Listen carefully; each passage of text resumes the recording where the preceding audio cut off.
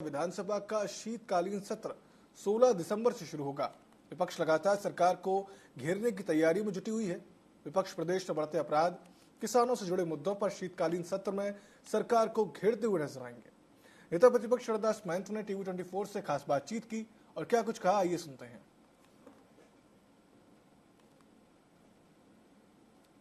Sir, शीतकालीन सत्र में किन किन मुद्दों को लेकर आप जाएंगे, जिस तरीके से छत्तीसगढ़ में जो अपराध बने हुए हैं? शीतकालीन सत्र में हम लोग तो मुद्दे उठाएंगे अपने किसानों के। आपने उनका एक एक दाना धान खरीदने का वचन दिया था और आज गांव की लिस्ट बना दिया है आपने कि हम पाली क्षेत्र में इस गांव से 7 क्विंटल धान खरीदेंगे, इस गांव में 9 खरीदेंगे, खैरागढ़ के लोगों से इतना खरीदेंगे, फसल वाले दूसरे से दूसरा खरीदेंगे। आप जानबूझ के हमारे किसानों को चोर बताने की कोशिश कर रहे हैं। हम इसके खिलाफ हैं, हम पूरी तरीके से इसका विरोध करते हैं। दूसरा, हमारे गांव से लेकर शहर तक, राजधानी तक जो अपराध बढ़ रहे हैं, जो हत्याएं बढ़ रही हैं, उनके खिलाफ हम पूरे सख्ती के साथ विधानसभा में इनको बताएंगे कि तुम्हारा काम एसपी, पुलिस, तहसीलदार फलाने से पैसे वसूली का काम नहीं है, उनके पोस्टिंग में पैसे लेने का काम नहीं है।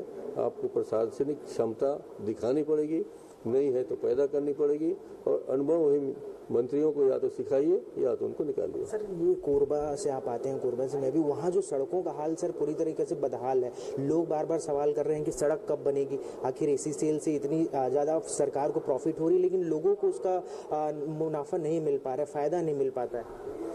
देखिए, मेरी जानकारी में जहाँ तक है 700 करोड़ रुपया प्रति माह HECL से मिलता है। उसके एवज में कोरबा को आप विकास के लिए, सड़कों के लिए योजना तो बनाते हैं, मगर आप देते नहीं हैं। कोरबा सबसे बड़े प्रदूषित शहर में है। कोरबा के लोगों का जीवन 3 साल से लेकर 4 साल तक कम हो जाता है। कोरबा में सांस लेना दुभर है, कोरबा में गाड़ी चलाना दुभर है। आप इसलिए कि सिर्फ वहाँ एक विपक्षी सांसद है, वहाँ विपक्ष के नेता कभी सांसद रहे हैं, इस नाते कोरबा को आपने अलग रख कर सोचना शुरू किया है। वो हमारे कांग्रेस के लिए सोचने की बात है, पूरे प्रदेश के लिए सोचने की बात है। हम लोग चाहेंगे कि कोरबा का विकास करिए और आपने उसको सिर्फ पैसा कलेक्शन का केंद्र बनाया है। कोरबा से राखड़ ढुलाई करने वाला कितना पैसा देगा, कोयले की ढुलाई करने वाला कितना पैसा देगा, डीजल चोरी करने वाला कितना पैसा देगा। आपका एसपी और कलेक्टर अगर उसी काम में लग जाएंगे, विकास के काम को आप सोचेंगे नहीं, तो ये एक दुर्भाग्य की बात है। सरकार को अपने नीति, सरकार को अपनी सोच बदलनी चाहिए। सर, कोरबा में जो ट्रेन चल रही थी उसको भी बंद कर दिया गया, 2 ही ट्रेनें हैं। ट्रेन के मामले में बिल्कुल कुछ मत कहिए।